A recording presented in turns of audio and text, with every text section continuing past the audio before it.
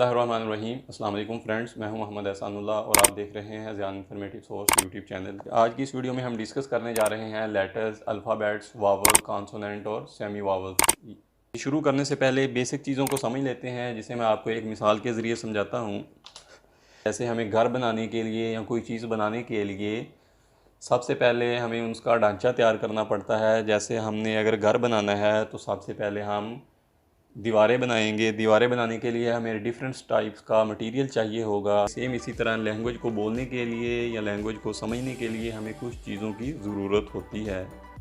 जैसे हमें सेंटेंस की ज़रूरत होती है और सेंटेंस को बनाने के लिए हमें वर्ड्स की ज़रूरत होती है और वर्ड्स को बनाने के लिए हमें लेटर्स की ज़रूरत होती है। लेटर्स ज़बान की लैंग्वेज की सबसे छोटी इकाई है। तो देखते हैं लेटर क्या है। The smallest unit with the help of which we write a word is known as letter. कि वो छोटी से छोटी इकाई या छोटे से छोटा यूनिट जिसकी मदद से हम कोई भी वर्ड्स लिखते हैं, अल्फाज लिखते हैं, उसे हम लेटर कहते हैं।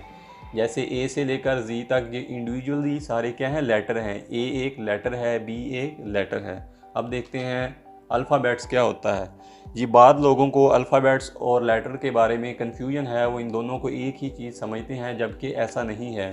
देखते हैं अल्फ़ाबेट्स क्या हैं। A set of letters in a fixed order used to represent the basic set of speech sounds of a language is known as alphabet. के अल्फ़ाबेट क्या हैं? जब हम इनको एक फ़िक्स ऑर्डर में, एक सेट की सूरत में, एक सीरीज़ की सूरत में देखेंगे तो ये अल्फ़ाबेट कहलाएंगे। जैसे ए से लेकर जी तक ये कंप्लीट क्या है, अल्फ़ाबेट्स है। जब हम इनको इंडिविजुअली देखेंगे ए को तो ये अल्फ़ाबेट्स नहीं है। अगर हम इंडिविजुअली ए को अल्फ़ाबेट कहें तो ये गलत है। बी को इंडिविजुअली अल्फ़ाबेट कहें तो ये गलत है। ये इंडिविजुअली सारे क्या हैं, लेटर्स हैं। जब हम इनको एक सेट की सूरत में, एक कंप्लीट सीरीज़ की सूरत में देखते हैं तो तब ये लेटर्स क्या कहलाते हैं, अल्फ़ाबेट कहलाते हैं।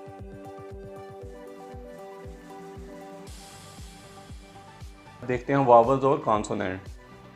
अंग्रेज़ी में कुल 26 लेटर्स हैं, जिसमें 5 लेटर वावल्स कहलाते हैं और बाकी 21 लेटर कॉन्सोनेंट कहलाते हैं। वावल्स को हम वावल्स और कॉन्सोनेंट को कॉन्सोनेंट क्यों कहते हैं, इसके पीछे भी कोई ना कोई रीज़न है।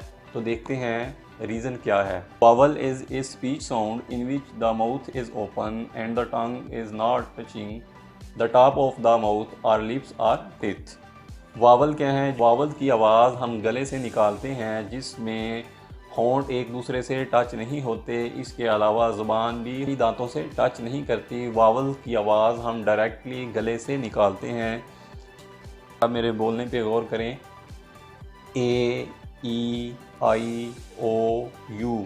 तो यहाँ पे तो इन लेटर्स को बोलने के लिए हमें होंठों को एक दूसरे से टच नहीं करना पड़ा और ना ही ज़बान को दांतों से टच करना पड़ा है। कि कॉन्सोनेंट साउंड को, कॉन्सोनेंट लेटर को बोलने के लिए हमें होंठों को आपस में टच करना पड़ता है।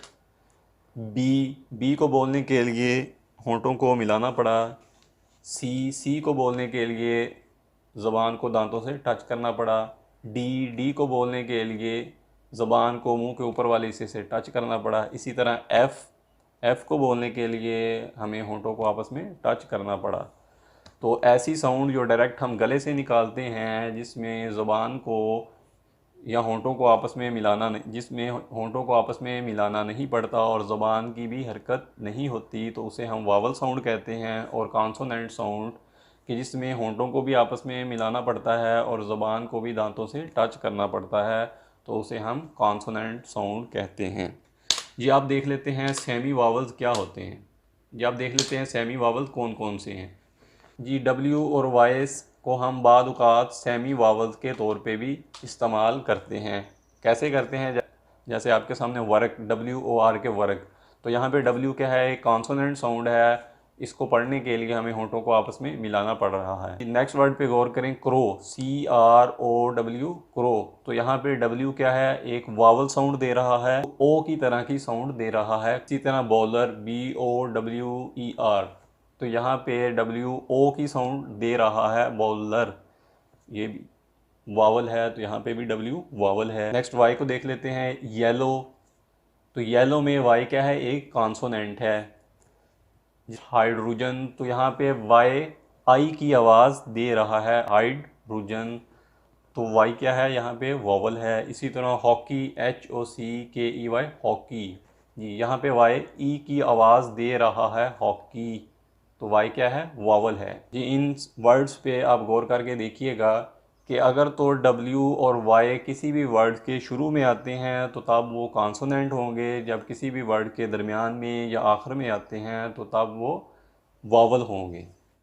Thank you for watching the video. If you have any question or suggestion, please write in the comment box. If you like the video, please click on the like button and do share the video with others or friends. And do subscribe the channel to get regular update about the next coming topics or next coming a video in our channel. See you in the next video. Till then.